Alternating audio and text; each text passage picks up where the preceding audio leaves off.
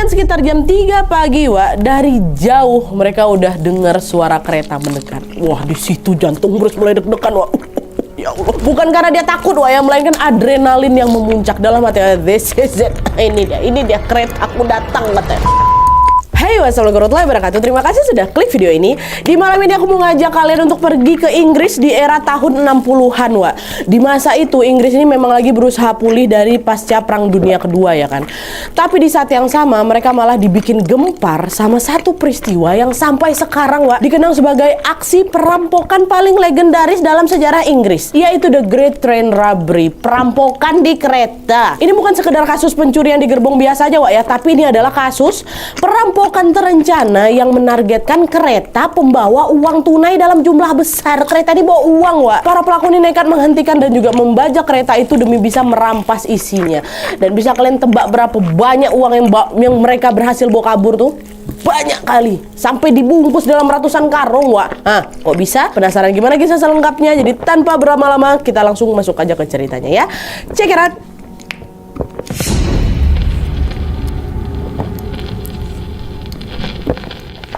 Sejarah perampokan kereta yang mengguncang Inggris ini, Wak, tidak lepas dari seorang laki-laki yang bernama Bruce Reynolds. Dia ini lahir di tanggal 7 September tahun 1931 di London sebagai seorang anak tunggal. Nah, terus ibunya itu meninggal, Wak, waktu dia berusia 4 tahun, sementara ayahnya menikah lagi.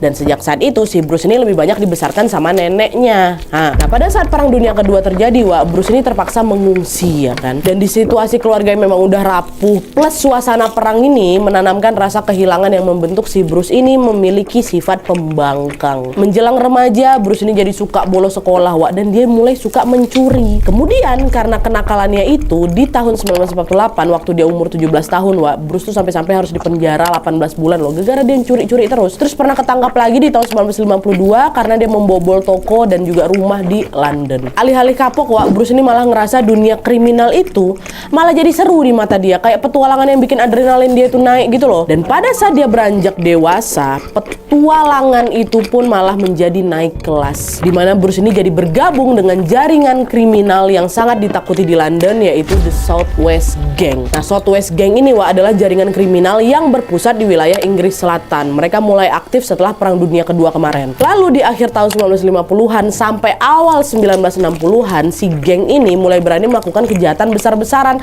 yang terorganisir. Jadi maksudnya tuh ya, tiap kali mereka ini mau beraksi, Wak, itu tuh bukan kejahatan spontan kayak gitu loh, bukan, melainkan sudah direncanain matang-matang, disusun strateginya, disiapin eksekutornya, dan semua anggota geng mereka ini punya pembagian tugas yang jelas biar rencana mereka terlaksana dengan baik. Gak jarang juga, Wak, mereka ini collab sama geng-geng kriminal lain di Inggris. Jadi dari sini geng ini tuh jadi punya koneksi yang luas sekali, Wak. Jadi misal kalau butuh orang yang ahli ngebobol, ya bisa nanti ngontak si A. Kalau ada yang lagi butuh ahli mekanik atau supir handal, nanti bisa kontak si B. Kalau nanti butuh informan buat ngedapetin data-data penting, nanti bisa kalau cari si C. Kalau butuh orang dalam untuk ngurusin dokumen palsu, bisa ngelobi ke siapa-siapa, cari si D, kayak gitu. Pokoknya semuanya lengkap anggota mereka ini, Wak. Ada spesialis masing-masing dan semua para ahlinya gitu loh. Nah, dari luasnya koneksi inilah akhirnya mereka atau si geng Southwest ini, Wak, dapat satu info berharga, yaitu tentang keberadaan kereta Royal Mail, kereta khusus pembawa uang dalam jumlah besar, ya. Jadi kereta Royal Mail ini, Wak, adalah kereta milik kantor pos yang dipakai untuk ngangkut surat, ngangkut paket, dokumen berharga,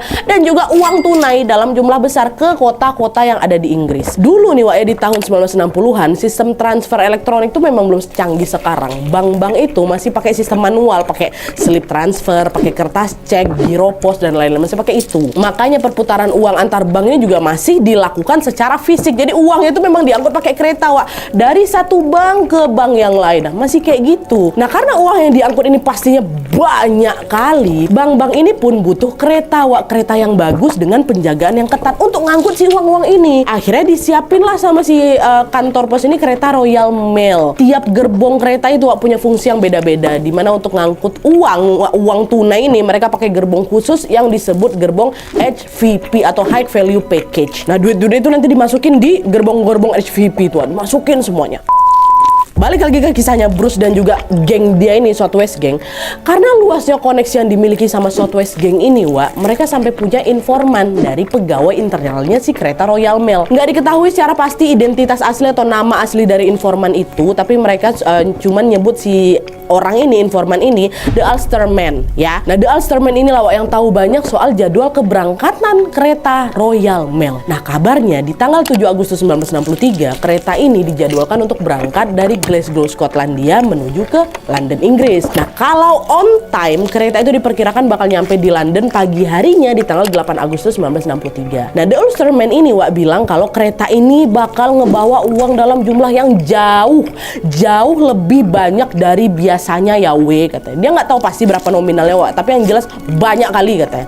Nah, kebetulan pula beberapa waktu sebelumnya, sebelum tanggal 7 Agustus itu atau 7 berapa tadi lupa aku, bank-bank di sana tuh memang lagi libur. Nah, inilah yang membuat proses pengiriman uang itu sempat tertunda gara-gara libur tadi. Makanya pas bank itu udah mulai buka, jumlah uang yang dikirim pakai si kereta ini pun melonjak tajam pasti karena dirapel sama setoran-setoran yang kemarin-kemarin yang waktu libur itu, ya kan. Nah, The Ulsterman ini mikir, oh ini info rahasia berharga ini, ku jual aja info ini, aku pasti dapat upah yang besar katanya. Barulah di situ The Ulsterman ini ngebocorin info ini ke seseorang yang punya koneksi ke sindikat kriminal Inggris yang bernama Brian Field.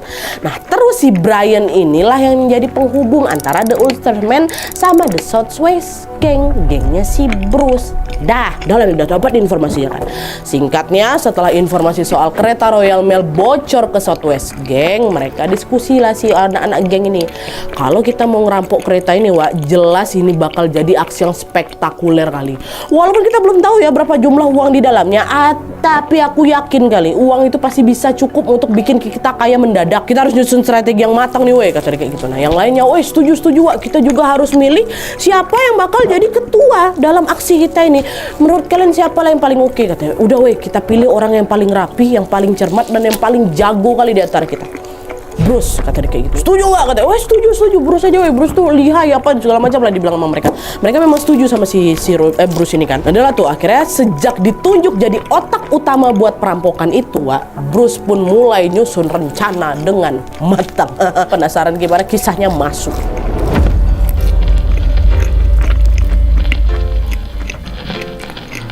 Nah, jadi pas si Bruce ini tahu kalau dia akan dipilih menjadi ketua yang memimpin perampokan soal kereta Royal Mail yang lagi ngangkut banyak uang ini, langsung setuju lah si Bruce. Ayo gas, kata dia kayak gitu kan. Macam yang aku bilang tadi, salah satu alasan terbesar si Bruce ini ngelakuin aksi kriminal itu kan adalah demi apa? Demi kesenangan dan kepuasan pribadinya dia kan, Makin besar aksinya, makin puas juga dia. Makanya dia langsung tancap gas aja ke si perampokan ini. Tapi di sini si Bruce ini sadar kalau ini tuh bukan aksi yang gampang. Dia dan komplotannya memang sudah sering ngerampok dengan cara ngebobol mobil, ngebobol kargo, ya kan. Tapi mereka belum pernah sekalipun ngerampok kereta. Bayangin aja, gimana caranya ngerampok kereta? Gimana? Apalagi ini bukan kereta umum kan, kereta pengangkut uang. Macam mana mereka bisa masuk ke sana? Gimana caranya mereka bisa berhentiin kereta yang lagi jalan? Gimana? Kereta ini kan nggak bisa di stop gitu aja kan, Bahkan kalau mau berhenti aja, setahu kita juga masih di sini kan harus ngerem dari beberapa ratus meter dulu gitu kan, baru bisa berhenti. Ini jelas tantangan baru buat Bruce dan juga gengnya, Pastinya mereka juga butuh strategi baru untuk bisa mensukseskan ini si perampokan. Berpikirlah si Bruce di situ kan. Nah, dalam pikirannya si Bruce, setidaknya ada 3 hal pokok yang harus dia siapkan. Pertama, tim yang tepat dan ahli dalam urusan perkeretaan. Kedua, tuntutan teknis di hari H yang super detail. Pertama tuh harus ngapain dulu, habis itu harus ngapain, habis itu seterusnya ngapain, itu harus dipikirkan. Terus yang terakhir, menyiapkan tempat terpencil untuk kabur dan menyembunyikan uang hasil rampokan itu. Ya, itu 3 cara inilah yang dia udah pikirkan dari awal. Jadi kita mulai dari yang pertama, ya. Untuk membentuk tim ahli, salah satu teman gengnya Bruce yang bernama Buster Edward ngasih saran, Bruce, di geng kita ini nggak ada loh yang punya pengalaman ngerampok kereta. Gimana kalau kita collab aja, kita kerja sama aja sama geng South Coast Raiders, kata. Ini geng preman lain kan, mereka biasa collab kan. Nah, dengar mereka ada yang jago soal kereta, Bruce, kata si kawannya ini. Nah, Bruce bilang, oke, ide bagus. Kita memang butuh orang yang betul-betul paham cara ngeberhentiin kereta, bisa misah-misahin gerbongnya, dan juga ngendarain kereta ini buat dibawa kabur kayak gitu. Udah kau rekrut mereka ya, kata. Siap, kata kawannya. Dah, selain butuh tim ahli untuk urusan kereta, mereka juga butuh apa? Butuh tim lain untuk ngurusin hasil perampokannya, hasil rampokannya. Kalau nanti mereka udah dapetin uangnya, mereka harus mindahin itu uang pakai truk ke tempat yang aman. Kan banyak kali kali duitnya bergerbong-gerbong ya kan. Nah, jadi di sini mereka butuh supir yang cekatan dan juga jago balap. Terus si Bruce ini nunjuklah kenalannya, Wak, namanya Roy James ya kan. Roy ini memang jago kebergebutan, dia cocok kali jadi supir di perampokan ini. Nggak cuma itu aja, Bruce juga butuh tenaga angkut untuk mindahin uang dari gerbong ke truk. Kan harus diangkut tuh itu. Harus juga butuh tim pengintai, harus juga butuh orang yang ngatur keamanan, orang yang ngerti komunikasi, orang yang ngerti jalur rel dan lain-lain. Dia pokoknya banyak lah, waktu nggak cukup aku sebutin semua di sini. Pokoknya banyak orang-orang yang direkrut sama dia. Nah, intinya setelah di list nih siapa-siapa aja yang bakal direkrut, Bruce berhasil mengumpulkan 15 nama. Atau ada juga sumber lain yang bilang ada 17 nama yang direkrut sama dia ini. Lalu setelah semuanya setuju, semuanya siap ya kan untuk join ke aksi ini, Bruce pun mengajak mereka untuk mendiskusikan langkah penting selanjutnya, yaitu menyusun urutan teknis di hari H. Sebagai sindikat kriminal yang terorganisir, Wak, Bruce ini punya prinsip. Baku hantam itu kalau udah kepepet aja, sebisa mungkin jangan sampai ada keributan. Cara yang terbaik ya udah eksekusinya harus halus, mulus, senyap, biar semuanya kelihatan biasa-biasa aja. Biar orang pada nggak tahu kalau ini lagi dirampok kayak gitu. Itu prinsipnya, Wak. Nah, berdasarkan prinsip itu, Bruce tuh nggak mau nyegat kereta Royal Mail ini dengan asal-asalan, nggak mau entah dengan dihadang, entah pakai senjata gitu, nggak mau dia. Pokoknya pakai apapun yang berpotensi bikin ribut, Bruce nggak mau sama sekali, Wak. Bruce pengen si masinis ini ngeberhentiin sendiri kereta itu di titik yang memang Bruce mau, yang sudah mereka tentukan, yaitu di mana? Di lokasi Sears Crossing. Mereka udah pilih di sana. Caranya gimana ngeberhentiin ini? Ngeberhentiin si kereta ini, nyuruh si masinis ini berhentiin kereta gimana? Bruce memilih cara memanipulasi lampu lalu lintas. Oke, kenapa kayak gitu? Jadi pada masa itu, setiap berapa meter sekali di sepanjang jalur kereta api di Inggris itu ada semacam tiang rambu-rambu lalu lintas untuk ngasih sinyal ke masinis. Nah, di tiang itu terpasang dua lampu aja, ada lampu hijau, lampu merah. Kalau nyalanya lampu hijau berarti kereta itu aman untuk jalan terus. Tapi kalau misalnya lampunya merah yang nyala, berarti ada masalah nih sehingga kereta harus berhenti. Entah kesalahan itu teknis dari keretanya, entah itu masalah di relnya atau apapun lah. Pokoknya kereta harus berhenti kalau ada tanda lampu ini nyala warna merah gitu, harus berhenti. Dan lampu-lampu ini, lampu hijau, lampu merah ini diatur langsung sama pusat. Kalau Bruce dan komplotannya bisa mengubah lampu yang harusnya hijau ini jadi merah, Wak, masinis bakal otomatis ngeberhentiin keretanya. Itu sudah pasti. Tapi masalahnya gimana caranya ngotak-ngatik lampu itu tanpa ketahuan sama pusat? Ya kan, gimana caranya? Akhirnya setelah dipikir matang-matang, Wak, mereka dapat ide. Yang pertama, mereka bakal nutup itu lampu hijau yang nyala tuh pakai kain warna gelap biar cahayanya nggak tembus keluar. Jadi dari POV-nya masinis ini lampu hijau tuh bakal kelihatan mati, ya kan? Terus yang kedua, mereka mau bikin lampu merah kelihatan nyala. Lampu merah di rambu-rambu ini kan bakal nyala kalau misalnya dapat sinyal dari pusat kan, Wak. Nah, di sini nih ya, entah kayak gimana detail teknisnya, Wak, ya. Yang jelas mereka mau pakai baterai portable, terus pakai potongan kabel dan segala macam alat lainnya gitu lah untuk bikin si lampu merah ini bisa nyala sendiri tanpa sinyal dari pusat. Mereka mau bikin secara manual, Wak. Mau diotak-atiknya lah itu, entah kabel entah diapa-apain lah sama mereka. Dan pas dilakukan uji coba, berhasil, bisa nyala, Wak, itu lampu dengan mereka otak-atik sendiri. Makin pede lah mereka buat ngelakuin ini. Wis, besok kereta ini pasti bakal berhenti nih, kata si Bruce kayak gitu kan. Udah lah itu. Akhirnya rencana selanjutnya setelah nanti masinis itu berhenti, setelah melihat tanda manipulasi tadi di Sears Crossing itu, mereka kan pilih Sears Crossing kan untuk manipulasi itu rambu-rambu. Kalau udah berhenti, rencananya mereka mau lanjut memisahkan gerbong HVP, gerbong yang udah bawa uang tadi tuh, dari rangkaian kereta utama, mau diputus sama mereka. Terus anggota lain yang bisa bawa kereta bakal ngebawa itu gerbong ke jalur rel yang lebih sepi di jembatan Bridge Goa. Ini dekat desa Ledburn, Buckinghamshire. Bakal diangkut nih sama mereka ke sana, dan di sana tim angkutnya udah pada standby di situ. Tim-tim angkut yang ngangkutin barang itu, mereka bakal pindahkan uang tunai dari gerbong HPV ke truk-truk mereka. Dan setelah semuanya dipindahkan, mereka bakal kabur ke tempat persembunyian yang sudah ditentukan, di mana tempatnya tahan. Nanti aku ceritain di segmen berikutnya. Dah, itu tuh rencana mereka kan. Berhentiin kereta, putusin HPV sama kereta, HPV-nya dibawa ke jalur lain, udah sampai di jalur si jembatan tadi, truk bakal ngangkut duitnya, baru cabut ke markas kayak gitu ya. Setelah selesai nyusun rencana, Bruce dan komplotannya ini pun lanjut ke tahap eksekusi. Nah, ini nih yang paling ditunggu-tunggu. Sekarang kita masuk ke segmen hari H, perampokan. Apakah berjalan mulus sesuai rencana?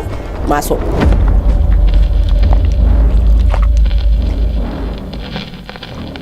Tanpa terasa hari yang ditunggu-tunggu pun tiba, Wak. pada tanggal 8 Agustus 1963 sekitar jam 2 dini hari, para perampok, Bruce dan komplotannya ini berangkat ke TKP dengan naik truk dan juga 2 mobil. Mereka waktu itu berhenti di jembatan Bridge Go. Bruce sama beberapa anggotanya berjalan kaki ke Sears Crossing, tempat buat nyegat kereta tuh. Sementara sebagian yang lain, which is tim-tim angkut, tetap standby di tempat untuk nunggu perampokan itu selesai. Mereka tetap standby di jembatan itu kan. Nah, setelah semua standby di posisi masing-masing, Bruce pun langsung memutus kabel jaringan telepon setempat dulu, biar masinis dan para petugas kereta tidak bisa ngubungin pusat untuk minta bantuan. Itu pertama kali dia lakukan. Habis itu, Bruce sama kawan-kawannya langsung memanipulasi lampu lalu lintas. Lampu hijaunya ditutup, lampu merah itu dinyalakan manual dengan teknik yang tadi aku bilang tuh. Apa mau dia kan nyala betulan. Berhasil cara itu, lampu merah nyala. Itu berarti apa? Udah nyala, lampu hijau udah ketutup. Tugas selanjutnya adalah nungguin, tinggal tunggu aja kereta Royal Mail yang bawa duit bekarung-karung ini lewat. Mereka tunggu di situ kan. Dah. Gak lama kemudian sekitar jam 3 pagi, dari jauh mereka udah dengar suara kereta mendekat. Wah, di situ jantung Bruce mulai deg-degan, Ya Allah. Bukan karena dia takut, ya, melainkan adrenalin yang memuncak dalam hati. This is it. Ini dia keretaku datang, katanya. Udah lo datang kereta kan. Wah, pas jarak udah makin dekat, kecepatan keretanya rupanya melambat. Berarti apa sih? Masinis kereta yang waktu itu namanya Jack Mills, notice nih kalau lampu merah nyala. Paling malam waktu itu kan. Direm lah sama masinis laju kereta ya. Nah, terus pas kereta betul-betul berhenti mereka, Sesaat kemudian asisten masinisnya yang namanya David keluar dari kereta untuk langsung berjalan ke arah jaringan telepon terdekat. Bukan ke arah rambu, ke arah jaringan telepon. Dia mau nelpon ini, si David mau nelpon ke pusat ini kan. Kenapa di Sears Crossing lampunya merah? Memangnya ada masalah apa kok mereka nggak ngabarin kita dulu kayak gitu kan. Tapi telepon tuh nggak pernah nyambung karena kan udah diputus sama si Bruce. Nah, gara-gara nggak nyambung dia balik lagi ke kereta sambil kebingungan nih si David kan. Nah, pas David masuk ke dalam kereta, salah satu perampok di sana tiba-tiba muncul dan langsung nyerang si David. Sementara perampok yang lain langsung merengsek masuk juga ke dalam kereta. Nah, si Jack, si Mas ini juga sadar nih, dibajak nih keretaku gitu kan. Jack sempat ngelawan perampok itu, tapi dia udah kalah jumlah sama kalah senjata. Mereka juga bawa senjata ya kan. Jack akhirnya pingsan waktu itu setelah dihajar pakai batang besi. Nah, setelah Jack dan David ini diamankan, para perampok pun langsung mengincar gerbong HVP, tempat uang-uang itu disimpan ya kan. Nah, berdasarkan informasi dari The Ulsterman, gerbong HVP itu ada di 2 gerbong terdepan, posisinya nyambung sama ruang kemudi masinis. Nah, disitulah para perampok itu langsung cepat dia bergerak kan untuk memisahkan 2 gerbong itu dari rangkaian kereta utama. Mereka nggak masuk ke gerbong dulu, mereka putuskan dulu itu gerbong. Kan itu rencana kedua ya kan. Setelah berhenti, putuskan dulu, nggak usah aku cek dulu ke HVP itu kan. Dan mengegas ngeputus ini. Nah, setelah gerbongnya itu berhasil mereka pisahkan, salah satu perampok yang jago ngendarain kereta langsung ngambil alih ruang kemudi lah ya kan. Sesuai rencananya dia bakal bawa kabur ini 2 gerbong ke jembatan Bridge Go itu kan. Mau siap nih mau kabur ini, Pas dia mau nyalain mesin kereta, dia baru sadar, aduh, astaga, ternyata kereta udah jauh lebih modern dari biasanya, Mereka pakai teknologi terbaru. Aku nggak ngerti nih gimana cara ngoperasiinnya. Nggak ngerti deh, di momen itu, satu-satunya orang yang paham cara mengoperasikan kereta dengan teknologi terbaru ini ya cuman si Jack, cuman si masinis yang lagi pingsan itu. Akhirnya karena nggak ada cara lain ya kan, mau nggak mau para perampok ini pun harus ngebangunin si Jack yang masih pingsan. Woi, bangun kau. Sadarlah si Jack dari pingsannya. Mereka langsung bilang, kalau kau masih berani ngelawan, kau pasti kalah, Udah, jadi lebih baik kau nurut aja sama kami. Kau dengar kata-kata kami ya. Sekarang, cepat, kau bawa kereta ini ke jembatan Bridge Go, kata mereka. Nah, karena kepepet ya kan, Jack juga nggak bisa ngelawan lagi. Sambil terus dipantau sama komplotan perampok ini, Jack pun bangkit. Dia langsung pergi ke ruang kemudi. Dia bawalah ini 2 gerbong HVP yang udah diputus ini ke lokasi yang mereka suruh. Udah bawa sama dia. Udah 2 ini diambil kan 2 gerbong uang. Sisanya ditinggalkan di tempat tadi. Udah ini jalan, barulah itu beberapa perampok kan lagi OTW nih. Di situ mereka memanfaatkan waktunya untuk masuk ke dalam gerbong HVP. Dari tadi memang mereka ini belum masuk ke dalam gerbong, Mereka kan cuma misahin si gerbongnya aja dari rangkaian kereta utama ya kan. Jadi sepanjang proses tadi itu mereka pun belum tahu isi gerbong itu apa. Udah Pisah ini, mereka jalanlah masuk ke HPV. Pas mereka masuk, masuk ke gerbong ini, udah masuk nih. Di dalamnya ternyata ada 5 petugas. 5 petugas pos yang lagi nyortir surat-surat mereka. 5 petugas ini nggak tahu kalau kereta Royal Mail lagi dibajak, nggak tahu mereka. Mereka cuma sadar kalau tadi keretanya berhenti. Oh ya udah, mereka pikir itu cuma masalah teknis biasa aja. Mereka lanjut lah itu nyortir surat. Makanya mereka kaget waktu ngeliat perampok ini masuk. Ngapain kalian? Mau ngerampok kalian ya? Kata kayak gitu. Tolong. Ada yang teriak-teriak juga. Belum sempat petugas ini nyalain alarm bahaya yang ada di gerbong, para perampok sudah lebih dulu meringkus mereka. Mereka berlima langsung disandra di salah satu sudut di gerbong kereta. Sementara kereta tetap melaju sampai ke jembatan Bridgego. Setelah udah sampai nih kan, Jack si masinis, David si asisten masinis juga ikut disandra, dijadiin satu sama petugas-petugas tadi. Satu sama mereka. Sampai nih. Nah, setelah semua sandera berhasil diamankan, para perampok yang sudah standby di lokasi Bridgego pun mulai memindahkan uang tunai dari gerbong ke dalam truk. Ini tugas tukang angkut dia kan. Dan kalian tahu gak? Selama proses angkut-angkut ini, mereka semua teperangah, tenganga, nggak percaya.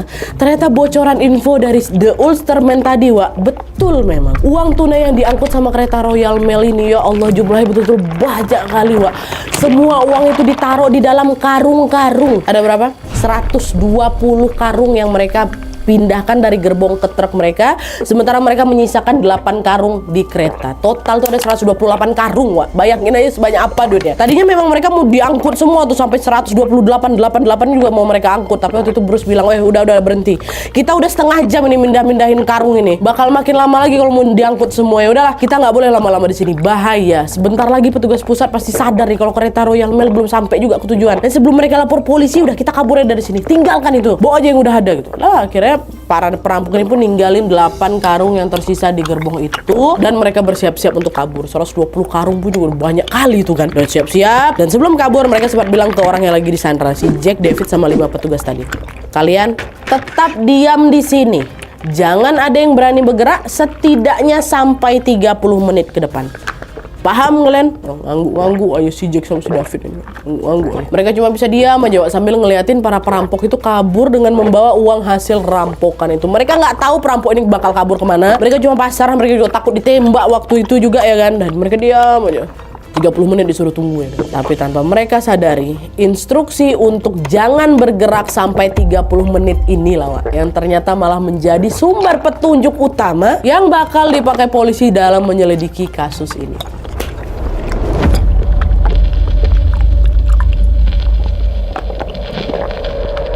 Jadi nggak lama kemudian para perampok ini kan akhirnya sampailah itu kan, udah dipindahin ke dalam truk. Enggak, setelah mereka ke markas, mereka sampailah ke tempat persembunyian mereka tuh. Nah di sana yang mereka lakukan pertama adalah nyalain radio untuk mantau berita terkini. Ini kira-kira perampokan di kereta Royal Mail ini udah ketahuan polisi apa belum ya kan? Mereka mantau denger radio dulu Tapi setelah mantau selama kurang lebih 45 menit nggak ada berita apa-apa.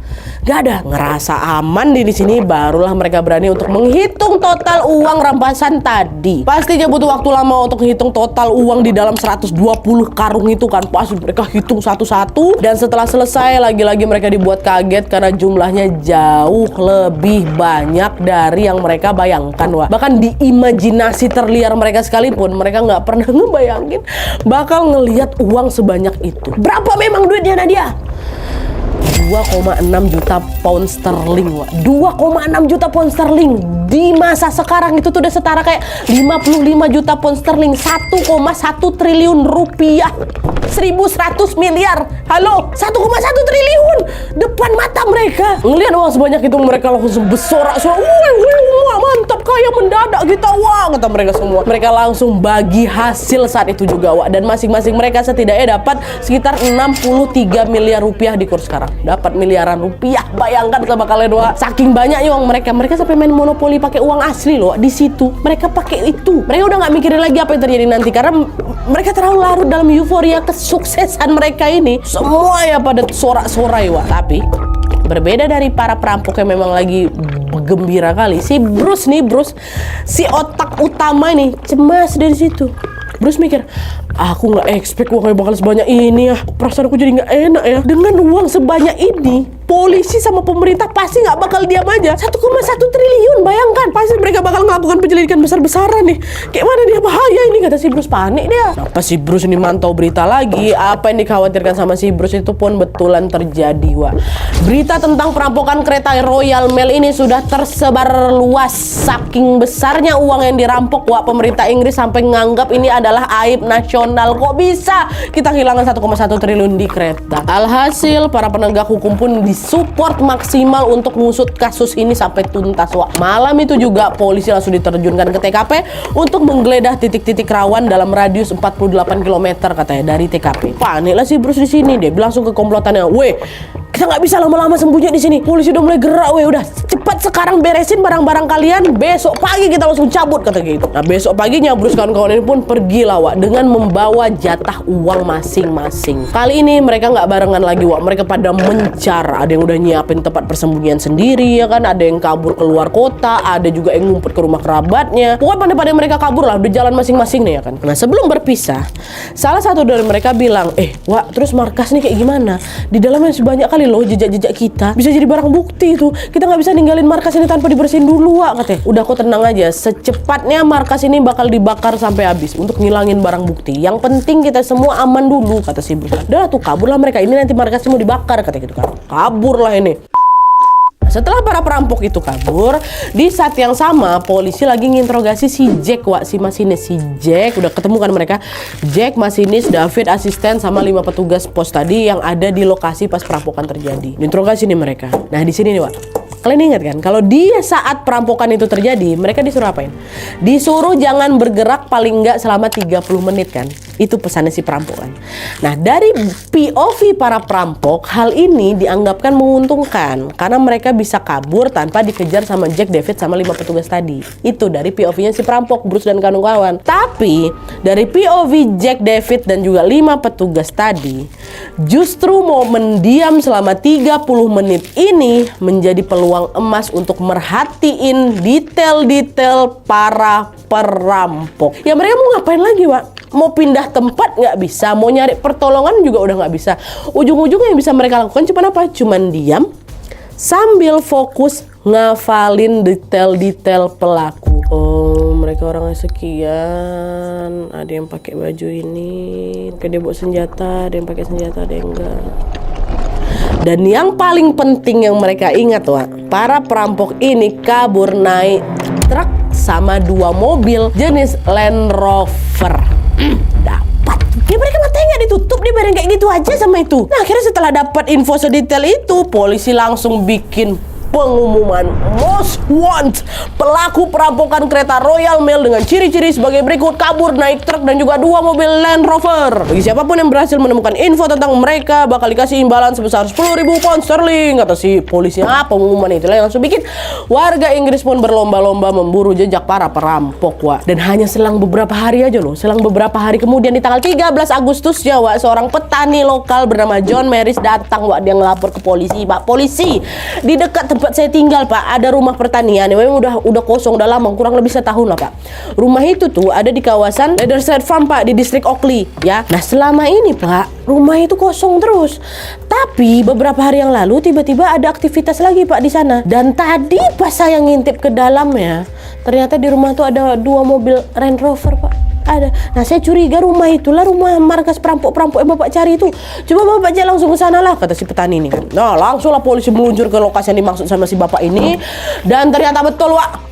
Di dalam rumah pertanian itu polisi menemukan semua bukti yang mereka cari. Amplop-amplop surat ada di situ, uang kertas yang berceceran ada di situ, karung yang dipakai untuk nyimpan uang ada di situ, dan sidik jari para pelaku juga tersebar di setiap sudut rumah. Ada semuanya utuh lengkap di rumah itu. Ada. Ini dia. Tadi katanya rumahnya mau dibakar, Nadia. Kok ada? Kok nggak jadi? Nah, jadi, Wak, para perampok tuh memang udah nyuruh orang untuk ngebakar rumah itu sampai habis. Mereka nyuruh orang. Bahkan orang tuh udah mereka bayar gede lagi upahnya, Wak, dikasih sama si orang ini. Tapi saking hebohnya pemberitaan soal kasus perampokan ini, si orang suruhan yang disuruh untuk ngebakar si rumah nggak berani ikut-ikutan, Wak. Akhirnya, tanpa sepengetahuan para perampok, kan perampok udah kabur, nitipin tugas sama si orang ini. Orang ini nggak mau. Kabur dia, Wak, keluar kota dengan bawa uang bayarannya tanpa ngebakar rumah itu. Makanya semua barang bukti masih utuh jatuh di sana. Nah, akhirnya berbekal bukti-bukti serta sidik jari yang ada, polisi dengan gampang langsung bisa ngelacak semua identitas para perampok, Wak. Cuman selang beberapa hari kemudian aja, satu persatu dari mereka pun mulai berhasil tertangkap. Tapi si Bruce enggak, Wak. Bruce enggak langsung ketangkap. Dia itu sempat jadi buron 5 tahun dan akhirnya baru ditangkap di tanggal 9 November 68. Datang dari otak udah ditangkap ya kan. Dan setelah dikumpulkan semua, mereka lalu dijatuhi hukuman penjara yang berbeda-beda, Wak. Antara 25 tahun sampai 30 tahun. Termasuk si Bruce tentunya. Polisi juga berusaha untuk menarik kembali uang yang mereka curi, tapi sayangnya uang yang berhasil mereka temukan cuma sekitar 400.000 pound aja, Wak. Dari 2,6 juta pound sterling itu. 400.000, Wak. 2, sekiannya hilang. Nggak tahu hilang entah kemana. Atau gimana nanti pertanggungjawabannya ke bank, Nat? Nah, pada saat itu, Wak, kerugiannya ditanggung sama pihak bank dan juga perusahaan asuransi yang bekerja sama dengan pemerintah Inggris. Mereka juga pasti ada asuransi ya kan. Jadi di situ bank tidak dirugikan, nasabah juga nggak sampai kehilangan saldo mereka. Tapi untuk pemerintah dan juga pihak keamanan, Wak, peristiwa ini jelas menjadi tamparan keras ya. Gimana, Wak? Bayangin aja sistem pengiriman uang nasional bisa dijebol sama geng kriminal tuh loh. Dan sejak saat itu juga katanya pengamanan transportasi uang di Inggris langsung diperketat habis-habisan, Wak. Nggak cuma jumlah petugas saja yang ditambah, tapi sistem pengiriman juga mulai dirombak lah itu biar kejadian kayak gini tidak terulang lagi. Begitu ceritanya.